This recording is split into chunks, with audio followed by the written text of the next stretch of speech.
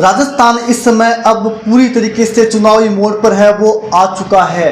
प्रदेश की 7 विधानसभा सीटों पर उपचुनाव हो रहे हैं। हालांकि चुनाव से पहले कांग्रेस है वो आत्मविश्वास से लबरेज थी, लेकिन जैसे जैसे चुनाव की तारीखें नज़दीक आ रही है वैसे वैसे कांग्रेस इस चुनाव में पिछड़ती हुई दिखाई पड़ती है। वहीं भाजपा जो कि हरियाणा चुनाव से पहले काफ़ी निराश थी, यहाँ तक कि उनके प्रदेश अध्यक्ष यह तक कह देते थे कि हमारे पास खोने को क्या, हम एक सीट हमने जीती हुई थी, हम वापस उस सीट को जीत लेंगे। लेकिन अब इस चुनाव में कहीं ना कहीं भाजपा है वो आत्मविश्वास से भरी हुई दिखाई देती है और 4 से 5 सीटें जीतने की स्थिति में इस समय भाजपा है वो दिखाई पड़ती है, जबकि 4 ऐसी सीटें जहां पर कांग्रेस तीसरे नंबर के लिए संघर्ष करती हुई दिखाई पड़ती है।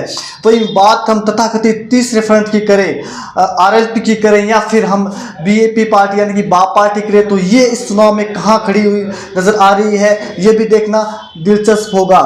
हम सभी 7 सीटों पर बारी बारी से बात करेंगे और समझने की कोशिश करेंगे आखिर इन सीटों पर किस प्रकार का रुझान है वर्तमान में मतदाताओं को दिखाई पड़ता है, कौन सी पार्टी आगे है, कौन सी पार्टी पिछड़ रही है, कौन सा नेता है वो इस चुनाव में आगे दिखाई दे रहा है, कौन सा नेता कहाँ दिखाई दे रहा है, इसके अलावा कौन प्रचार करने आ रहा है और किसका प्रचार है वो इस समय जनता है वो देखना सुनना पसंद कर रही है। तो हम बात बारी बारी से प्रत्येक सीट की करेंगे। सबसे पहले हम आज बात करेंगे दौसा विधानसभा सीट की। यहाँ पर मुकाबला काफ़ी दिलचस्प है और यहाँ पर किरोड़ीलाल मीणा है उनकी प्रतिष्ठा दांव पर है और किरोड़ीलाल मीणा लगातार खून पसीना है वो यहाँ पर बहाते हुए भी नजर आते हैं। हालांकि एक और किरोड़ीलाल मीणा है, जबकि दूसरी ओर यहाँ पर कांग्रेस के कद्दावर नेता हम कह सकते हैं, मीणा समाज के एक बड़े नेता हम कह सकते हैं मुरारीलाल मीणा, जो कि यहाँ से पहले विधायक थे लेकिन अब वो यहाँ से सांसद हैं, वो भी इस सीट के ऊपर कड़ी मेहनत करते हुए दिखाई दे रहे हैं। 2 मीणा समाज के नेताओं की प्रतिष्ठा दांव पर है। इसके अलावा दौसा सीट की बात करें तो यहाँ पर एक बड़ा नाम है कांग्रेस के पास, वो है सचिन पायलट। सचिन पायलट यहाँ पर गर्म भूमि भी रही है, तो कहीं ना कहीं सचिन पायलट भी इस दौसा के आसपास के क्षेत्र में काफ़ी दखल रखते हैं। काफ़ी वर्चस्व सचिन पायलट का है क्योंकि गुज्जर मीणा बाहुल्य ये सीट है और काफ़ी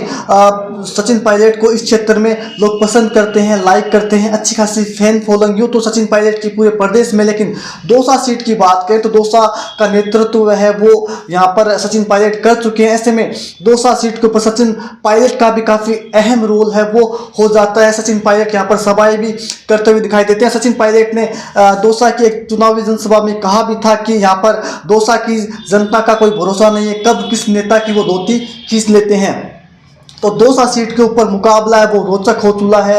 यहाँ पर एक और जहाँ जगन मोहन है जो कि किरोड़ीलाल मीणा के भाई हैं, तो वहीं दूसरी ओर यहाँ पर डीसी बैरवा हैं जो कि दलित समाज से आते हैं, वो यहाँ पर संघर्ष है कांग्रेस की ओर से करते हुए दिखाई दे रहे हैं। हालांकि कांग्रेस और भाजपा के बीच यहाँ पर सीधा मुकाबला है और 3 नेताओं की प्रतिष्ठा इस सीट पर दांव पर है। जहाँ एक और मीणा समाज का वोट लगातार यहाँ पर मुरारीलाल मीणा को मिलता रहे, लेकिन इस बार डीसी बैरवा चुनाव मैदान में है, तो देखना दिलचस्प होगा कि जो मीणा समाज लगातार कांग्रेस के मुरारीलाल मीणा को वोट करता था, क्या इस बार वो मतदाता है वो भाजपा में शिफ्ट हो जाएगा या फिर मुरारीलाल मीणा अपने वोट बैंक को साधे रखने में कामयाब होते हैं। ये चुनाव परिणाम बाद ही साफ हो पाएगा, लेकिन कहीं ना कहीं मुकाबला है वो दिलचस्प है दौसा का और पूरे प्रदेश की नजर इस सीट के ऊपर बनी हुई है।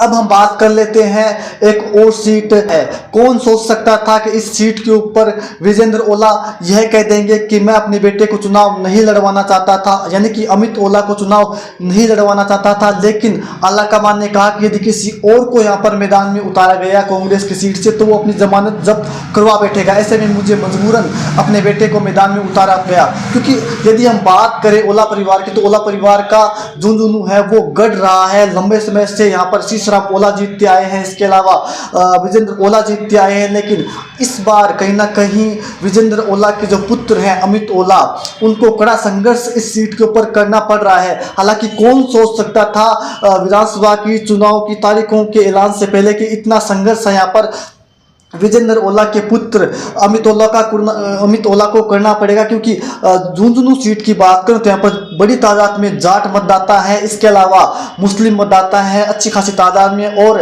एससी मतदाता है। तो ऐसे में एक आसान जीत यहाँ पर हर बार कांग्रेस के लिए हो जाती है, लेकिन इस बार यहाँ पर कड़ा संघर्ष है वो कहीं ना कहीं अमित ओला है वो करते हुए दिखाई देते हैं। हालांकि हम यदि बात करें सीसराम ओला की, जो कि ओला परिवार से लगातार जीतते रहे, वो एक कद्दावर नेता थे, लेकिन उनके पुत्र की बात करें विजेंद्र ओला की, तो वो एक सौम्य स्वभाव के थे, और वो इतने जिस प्रकार से अन्य जाट नेता फटकारे मारते हैं, जिस प्रकार से अपनी भाषणों में तल्खी दिखाते हैं, वैसा नेचर कहें या फिर उनका भाषणों में तल्खी है वो विजेंद्र ओला के भाषणों में नहीं नजर आती है। वहीं हम उनके पुत्र की बात करें जो कि झुंझुनू विधानसभा सीट पर मैदान में है, अमित ओला, वो और सौम्य और सरल व्यक्तित्व के धनी हैं। तो ऐसे में इस बार जोर है वो अमित ओला को इस सीट पर आ रहा है। उनके सामने भाजपा की ओर से राजेंद्र गुज्जर है, भाजपा के वो मैदान में है। हालांकि कहीं ना कहीं खेल बिगाड़ने का काम है वो राजेंद्र गुड्डा कर रहे हैं, जो कि निर्दलीय प्रत्याशी के रूप में मैदान में है। वो यहाँ पर राजपूत समाज को साधने के साथ साथ मुस्लिम समाज के एक बड़े वर्ग में भी वोटों की सेंधमारी करने में कामयाब होते हुए दिखाई दे रहे हैं। एससी मतदाताओं में भी वो अपने पेट है वो बनाते हुए नजर आते हैं। तो ऐसे में कहीं ना कहीं कांग्रेस के जो अमित ओला है उनके सामने बड़ी चुनौती है अपनी इस सीट को बरकरार रखने की यहाँ पर। लेकिन एक भाजपा की लिहाज से बात करें तो भाजपा यहाँ पर इस बात से संतुष्ट है कि यहाँ पर जो राजेंद्र भामू हैं वो कहीं ना कहीं जो बबलू जो चौधरी थे उनको मनाने में कामयाब रही। तो ऐसे में एक नुकसान है वो, इस नुकसान से यहाँ पर भाजपा वो बच गई। यदि बबलू चौधरी नाराज होकर चुनाव मैदान में उतर जाते तो कहीं ना कहीं यहाँ पर राजेंद्र सिंह हुड्डा के लिए ये आसान हो जाता। हालांकि राजेंद्र सिंह हुड्डा है वो इस मुकाबले को त्रिकोणीय बनाने में हाल फिलहाल में सफल होते हुए दिखाई पड़ते हैं, लेकिन किस ओर जनता जाती है। हालांकि ये भी दिलचस्प रहता है कि क्या निर्दलीय के साथ झुंझुनू की जनता जाएगी, ये भी देखना होगा, क्योंकि अमूमन ऐसा होता नहीं है। अमूमन उपचुनाव में देखा यही गया है कि जो सत्ता पक्ष होती है उसी के साथ जनता जाना पसंद करती है, लेकिन राजेंद्र गुड्डा का कमाल कर पाते हैं या फिर यहाँ पर राजेंद्र भामू है वो मैदान मार लेते हैं। लेकिन इस सीट पर जहाँ चुनावी तारीखों के ऐलान से पहले कांग्रेस है वो बढ़त में थी, लेकिन इस सीट पर वर्तमान की बात करें तो वर्तमान में कांग्रेस है वो फंसी हुई नजर आ रही है। कांग्रेस संघर्ष करती हुई दिखाई पड़ रही है। हालांकि ये सीट है कांग्रेस आसानी से इस सीट पर कांग्रेस अपनी जीत मान रही थी, लेकिन अब कांग्रेस है यहाँ पर संघर्ष करती हुई दिखाई पड़ती है। भाजपा यहाँ पर भाजपा ने यहाँ पर जो कर्नल राज्यवर्धन सिंह राठौड़ है उनकी सभा कराई है। इसके अलावा उप मुख्यमंत्री है दिया कुमारी, उनकी भी झुंझुनू में सभा करवाकर राजपूत वोटों को साधने की कोशिश की है। लेकिन एक दिलचस्प इसमें यह भी है कि राजेंद्र राठौड़ जो कि पड़ोसी जिले से है उनकी सभा यहाँ पर झुंझुनू में नहीं करवाई जा रही है। उनकी जनसभा है वो दौसा में करवाई जा रही है, देवली उनियारा में करवाई जा रही है, सलूम्बर में करवाई जा रही है, लेकिन पास ही की जो सीट है झुंझुनू वहां पर नहीं करवाई जा रही है। इसके पीछे मोटा मोटी वजह यही है कि यहाँ पर भाजपा सोचती है कि जाट वर्सेस राजपूत यहाँ पर कांग्रेस करने में कामयाब ना हो, इसीलिए यहाँ पर राजेंद्र राठौड़ को झुंझुनू सीट से दूर रखा जा रहा है। हालांकि अन्य जो राजपूत नेता हैं भाजपा के वो जरूर झुंझुनू में चुनावी प्रचार करते हुए दिखाई पड़ रहे हैं। हालांकि इसके अलावा माली समाज का भी अच्छा खासा दखल है वो झुंझुनू विधानसभा सीट पर रहता है। यहाँ पर माली समाज भी किस ओर जाएगा ये भी महत्वपूर्ण है वो हो जाता है। इसके अलावा हम बात अब कर लेते हैं जाटलैंड यानी कि नागौर के खींवसर की। ये गढ़ है आरएलपी का, आरएलपी की राजधानी भी खींवसर को कहा जाता है। लेकिन क्या इस बार परिवर्तन यहाँ पर होगा, ये दिलचस्प होगा। हालांकि कांग्रेस की जो उम्मीदवार है रतन चौधरी वो अलग थलग पड़ती हुई नजर आ रही है और तीसरे नंबर के लिए संघर्ष करती हुई नजर आ रही है। तीसरे नंबर पर खिसकती हुई रतन चौधरी वो संघर्ष करती हुई नजर आ रही है। यहाँ पर सीधा मुकाबला है वो रेवंत राम डांगा भाजपा और कनिका बेनीवाल आरएलपी के बीच होता हुआ दिखाई दे रहा है। यहाँ पर कनिका बेनीवाल है वो अच्छी नेता के तौर पर साबित यहाँ पर हो रही है, लेकिन सभी जानते हैं कि ये मुकाबला रेवंत राम डांगा और कनिका बेनीवाल के बीच नहीं है। ये मुकाबला ज्योति मिर्धा भाजपा की और आरएलपी के हनुमान बेनीवाल के बीच है। हालांकि जब जब ये दोनों नेता आमने सामने हुए तब तब हनुमान बेनीवाल ने बाजी मारी है, लेकिन एक बार फिर से देखना दिलचस्प होगा कि क्या ज्योति बुझा पाने में हनुमान बेनीवाल कामयाब होते हैं, ये देखना दिलचस्प होगा। लेकिन यहाँ पर दिव्या मदेरणा भी एक अलग ही अपने अंदाजे मजे इस चुनाव के ले रही है। दिव्या मदेरणा कह रही है कि जो नेता कहते थे कि मैंने उसको जिता दिया, मैंने उसको जिता दिया, मैंने इसको जिता दिया, वो रात रात भर चुनावी सभाओं में गांव देहात में हाथ जोड़कर जिताने की अपील करते हुए दिखाई देते हैं। तो ज्योति मिर्धा है वो चुनाव में कहीं ना कहीं भाजपा को बढ़त बनाने के लिए एडी चोटी का जोर लगा रही है। तो दिव्या मदेरणा भी चुनाव में मजे लेती हुई दिखाई पड़ती है। वहीं हनुमान बेनीवाल की बात करें तो हनुमान बेनीवाल है वो खियूसर को अच्छे से समझते हैं, इस क्षेत्र में अच्छी खासी उनकी पैठ है। हनुमान बेनीवाल के समर्थक है वो यही बात कहते हैं कि यदि हनुमान बेनीवाल चुनाव हारते हैं तो उनकी राजनीतिक तौर पर बड़ी हार होगी और उनका भविष्य वो कहीं ना कहीं अंधकार में हो सकता है। जिस प्रकार से दौसा के अंदर किरोड़ीलाल मीणा के बारे में कहते हैं, वैसा ही लोग हैं वो नागौर में भी खियूसर में भी कहते हुए दिखाई पढ़ते हैं। अब ले चलते हैं आपको देवली उनियारा सीट पर। देवली उनियारा सीट की बात करें तो यहाँ पर भाजपा की ओर से राजेंद्र गुर्जर मैदान में है, तो वहीं कांग्रेस की ओर से यहाँ पर कस्तूरी चंद मीणा मैदान में है। लेकिन यहाँ पर खेल को बिगाड़ रहे हैं नरेश मीणा, जो कि नए युवा उम्मीदवार हैं और वो कह रहे हैं कि यहाँ पर निर्दलीय उम्मीदवार नरेश मीणा और भाजपा के राजेंद्र गुर्जर के बीच मुकाबला है। ऐसे में कांग्रेस यहाँ पर फंसी हुई दिखाई पड़ रही है। कांग्रेस यहाँ पर संघर्ष कर रही है 2 नंबर के लिए, लेकिन मुकाबला अब यहाँ पर निर्दलीय नरेश मीणा और भाजपा के राजेंद्र गुर्जर के बीच होता हुआ दिखाई दे रहा है। नरेश मीणा की बात करें तो निर्दलीय उम्मीदवार वो है यहाँ से और वो बा पार्टी के समर्थन का कागज भी दिखा रहे हैं जनता को। इसके अलावा वो हनुमान बेनीवाल से समर्थन भी प्राप्त किए हुए हैं। तो देखना होगा कि यहाँ पर किस प्रकार का मुकाबला है वो होता है। इस सीट की बात करें तो भाजपा निश्चित रूप से काफ़ी बारीकी से मैनेजमेंट है वो कर रही है। इन क्षेत्रों के अंदर भाजपा है वो अपने तमाम उन नेताओं को भेज रही है, उन मंत्रियों को भेज रही है जो जिन मंत्रियों की इन सीटों पर ज़्यादा बाहुल्य में उनके जो जाति समाज के जो वोट हैं उन नेताओं की ड्यूटी इन क्षेत्रों में लगा रही है। और यहाँ पर कहीं ना कहीं किरोड़ीलाल मीणा की भी सभा कराने के मूड में यहाँ पर है और 1-2 दिन में यहाँ पर किरोड़ीलाल मीणा भी सभा करेंगे, क्योंकि यहाँ पर किरोड़ीलाल मीणा का भी अच्छा खासा प्रभाव है वो रहता है। क्योंकि जब किरोड़ीलाल मीणा ने अपनी एक पार्टी बनाई थी तब यहाँ पर किरोड़ीलाल मीणा की पार्टी को अच्छे वोट पड़े थे। तो ऐसे में इस क्षेत्र में भाजपा है वो हाल फिलहाल में बढ़त बनाई हुई नजर आती है। एक और भाजपा के राजेंद्र गुर्जर मैदान में, तो वही 2 मीणा नेता यहाँ पर चुनाव लड़ रहे हैं। ऐसे में देखना दिलचस्प होगा कि आखिर मीणा समाज वो कितना वोट है वो नरेश मीणा को करता है या फिर कांग्रेस के साथ मीणा समाज है वो जाना पसंद करता है। ये चुनाव परिणाम बाद ही साफ हो पाएगा। इसके अलावा हम एक और सीट की बात कर लेते हैं, 84 सीट। यहाँ पर भाजपा और कांग्रेस है वो 2 नंबर की लिए लड़ाई करती हुई नजर आती है, क्योंकि यहाँ पर बा पार्टी के जो वर्चस्व है वो लगातार बढ़ा है और बा पार्टी के जो नेता है वो यहाँ पर काफ़ी दूर है वो दिखाई पड़ते हैं, जीत की पास नज़र आते हैं।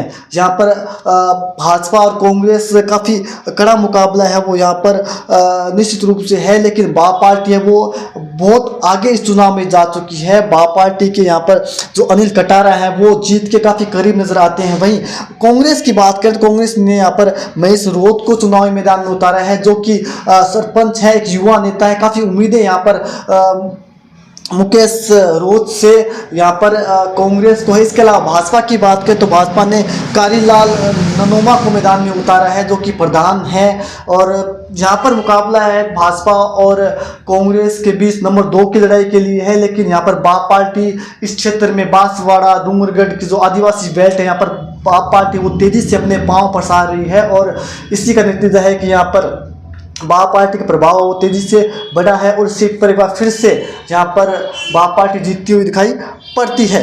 इसके अलावा एक और सीट है देवली उनियारा की हमने बात की, 84 की हमने बात की, रामगढ़ की भी हम बात कर लेते हैं।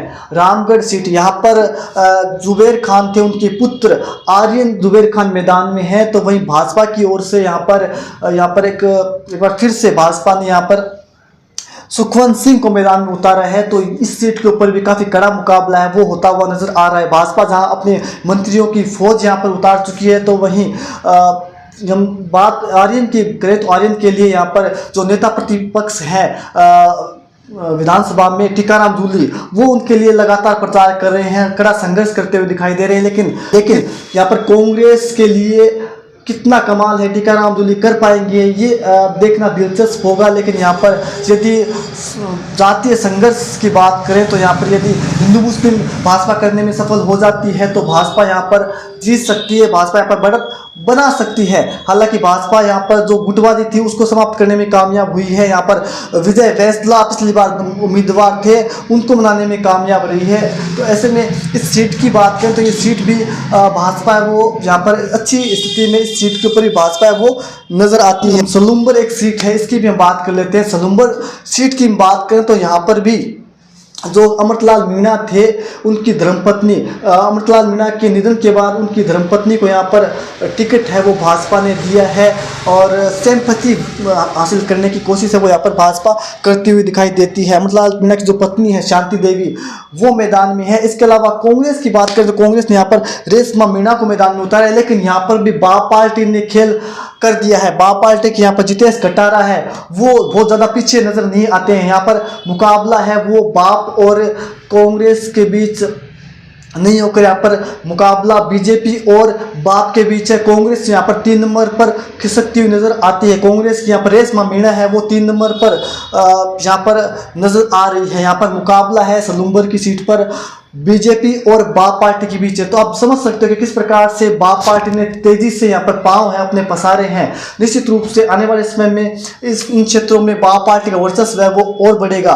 तो ये हम 7 विधानसभा सीटों की बात की जहाँ पर उपचुनाव होने हैं और इन सीटों पर सबकी नजरें भजनलाल शर्मा के 10 महीने के कार्यकाल का ये टेस्ट भी है कि आखिर जनता कितनी खुश है। वहीं कांग्रेस भी यहाँ पर शुरुआती बढ़त है वो कांग्रेस को नजर आ रही थी, कांग्रेस काफ़ी आत्मविश्वास से भरी हुई नजर आ रही थी। लेकिन जैसे जैसे चुनाव की तारीख के नज़दीक आ रही कांग्रेस है वो कई सीटों पर पिछड़ती हुई नजर आ रही है। कांग्रेस का मिसमैनेजमेंट हम इसे कह सकते हैं। कांग्रेस में एकमात्र खाली गोविंद सिंह डोटासरा है वो मेहनत करते हुए दिखाई दे रहे हैं। इसके अलावा कोई दूसरा नेता इन विधानसभा सीटों पर मेहनत करता हुआ दिखाई नहीं पड़ता है। हम नागौर की बात करें, इसके अलावा हम यदि बात करें सलूम्बर की, 84 की, ये वो सीटें जहाँ पर कांग्रेस है वो तीसरे नंबर पर खिसकती हुई नजर आ रही है। लेकिन भाजपा ने निश्चित रूप से काफ़ी अच्छा यहाँ पर चुनाव है वो लड़ा है, जहाँ भाजपा ये कह रही थी चुनाव से पहले कि हमारे पास खोने को क्या, हम 1 सीट जीते हुए थे, हम 1 सीट फिर से जीत लेंगे। लेकिन अब भाजपा वो 3 से 4 सीटों में यहाँ पर बढ़त बनाती हुई नजर आ रही है। जब वोटिंग होगी उसके बाद ये पता चलेगा कि आखिर मतदाताओं ने किसको एक बार फिर से इन उपचुनाव में जिताया है और किस पर विजय श्री का जो तिलक है वो लगा